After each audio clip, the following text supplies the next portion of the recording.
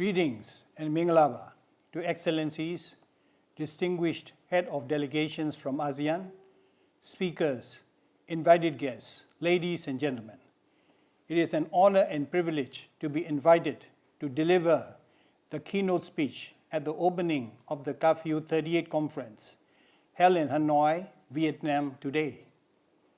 I had just attended the 38th ASEAN Ministers of Energy meeting, AMEM meeting, and related meetings dealing with a sustainable and resilient energy sector and its challenges and opportunities amid the COVID-19 pandemic and its unprecedented impact, which we are all facing today.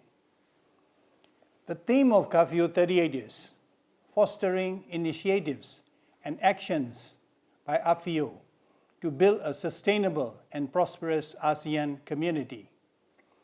My keynote will touch on Industry 4.0 and its important role in realizing and fulfilling the ASEAN goal for a sustainable and prosperous future while paying attention to global climate change and emissions and pollution caused by the energy sector. Let me quickly look back before the first industrial revolution, when work was done manually and with animals. The first revolution was the mechanization age, where steam power was used. The second revolution followed with the age of electricity, manufacturing, and assembly lines. The third revolution was the invention of computers and advances which made the fourth industrial revolution possible through IoT, AI, advanced materials, and biotechnology. The Industry 4.0 has already started, and world leaders and great thinkers and business leaders are embracing it strategically to face the future, especially that of a post-COVID-19 pandemic, economic recovery, and sustainability with challenges of global warming and climate change.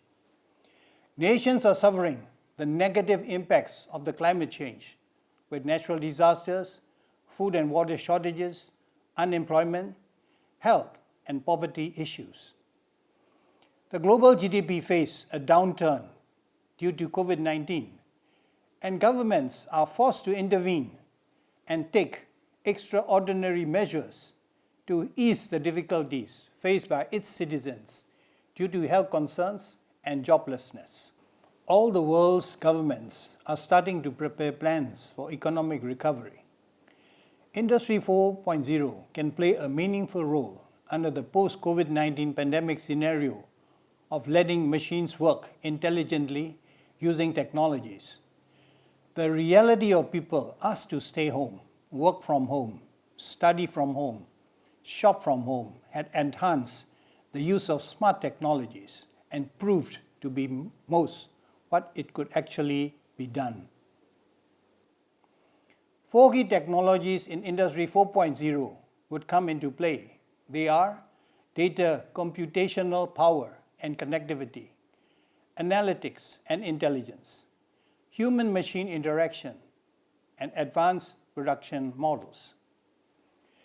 These will be followed with the 6 characteristics of early Industry 4.0 adopters. I appreciate the work done in November 2019 on the ASEAN Declaration on Industrial Transformation to Industry 4.0 and believe ASEAN will address the challenges and find solutions. The lockdown of cities and restriction in travel had the unexpected bonus of reduced emissions and better air quality as fossil fuels use dropped dramatically. Fossil fuel use of transportation, industrial, and power generation were reduced significantly. However, citing from reports by International Energy Agency, IEA, and other world-leading energy think tanks, the energy shock in 2020 is unprecedented in 70 years. But clean fuel, such as natural gas demand, did not drop too much, and in fact, renewables such as solar PV gained during the pandemic period. These sectors are seen as the platforms for creating more employment opportunities after the COVID-19 period. Information technology and better connectivity will enhance the future of unmanned offices, unmanned factories, and even unmanned cars and transportation, among other developments, based on the fourth industrial revolution progress. Even in military applications, the Industry 4.0 is making its presence felt, with unmanned UAV and drones delivering with precision and reducing collateral damage. There are huge cost savings too, compared to using conventional means for delivery systems. It could be equally applied to healthcare transformation and through precision medicine, developing more understanding to solve medical mysteries. Going back to the CAFEO38 theme, the sustainability and prosperity of the ASEAN community is emphasized. ASEAN is a dynamic market of more than 650 million and has emerged as a heavyweight in global energy. And Southeast Asia is emerging as a critical player in global energy. By 2030, it is expected to be the fourth largest economy in the world. IEA forecasts electricity demand in Southeast Asia would grow quickly, and the reduction in cost of renewables and concerns over emissions and pollution can shift the balance of future energy mix. Amid COVID-19 pandemic, governments are planning for a sustainable recovery plans to support economic recovery and at the same time improving the sustainability and resiliency of the global energy system. And IEA has predicted that this sector can be a significant driving force for economic growth and also create new jobs. An IMF report shows that the planned Global Sustainable Plan could boost average annual global GDP growth by 1.1% to 2023. These steps will benefit the Industry 4.0 vision for environmental sustainability as energy system would move towards cleaner power.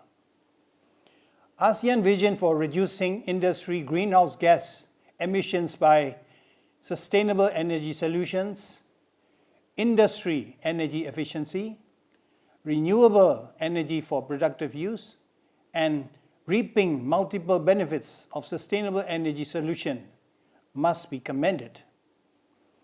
However, a word of caution during the COVID-19 pandemic time is for facing to the reality and to be pragmatic and to be open to using all kinds of energy resources. Post-COVID-19 economic recovery is a major challenge for all the world. In preparing for this and also taking into account the Industry 4.0, we should understand that with each technological innovation, there are disruptions, replacements, and transformations to existing industries and multiple sectors, which can have impact of these changes on jobs. Undoubtedly, ASEAN future jobs will look quite different from those we know today. As we cannot predict exactly what lies before us, we should know our current capabilities to understand the shifting labor market, help workers adapt, and set policies for the future work to be productive and rewarding. One area that needs attention will be in the disaster resilience and ability of countries, organizations, communities, and individuals to prepare, protect, and mitigate and minimize the impact of natural disasters, which frequently affects ASEAN countries. I would like to take this opportunity to speak briefly about Myanmar efforts in the electricity and energy sector, especially for clean energy and renewable energy utilization. Myanmar is a country of 54 million people. Before 2016, only 34% of the country had access to electricity. But by 2020, more than 56% have access to grid electricity due to high priority given by the new government. The installed capacity will be 8,118 megawatt by middle of next year. My ministry target is for reaching 75% electricity access by 2025 and access to all by 2030. The generation mix by next year will be hydropower 40%, natural gas 34%, LNG 11%, solar power 14%, and others 1%. You will notice that Myanmar energy is based on renewables such as hydropower and solar power, and clean energy such as natural gas and LNG. ASEAN plan is to utilize 23% of energy needs from renewables by 2025. Myanmar plans to reduce 10.5 million tons CO2 from its present level by 2030 using above sustainable energy systems and other measures. Coming back to my keynote subject, I would like to emphasize that climate change is a reality and affecting the whole world. Each of us must do our part to reduce emissions and pollution in any way we can. The energy sector is the major polluter and emitter of greenhouse gas. Civilization must change and gradually move towards clean energy technologies and renewables plus energy storage systems. Industry 4.0 initiatives are important tools in this transition and transformation process. It is important now, more than ever, to adopt sustainable energy technologies and solutions to correct the excesses in industrial and transportation emissions over the past decades. In conclusion, I would like to urge those present at this CAFEO38 conference to build a sustainable and prosperous ASEAN community, taking advantage of Industry 4.0 transformation strategies and powerful technologies, while at the same time prepare for the post-COVID-19 economic recovery process, which is also very important. I wish all excellencies, distinguished heads of delegation, speakers, and all delegates a very fruitful and successful meeting, and all the best for your health and happiness, and hope for a happy reunion together at the next CAFEO 39. Thank you.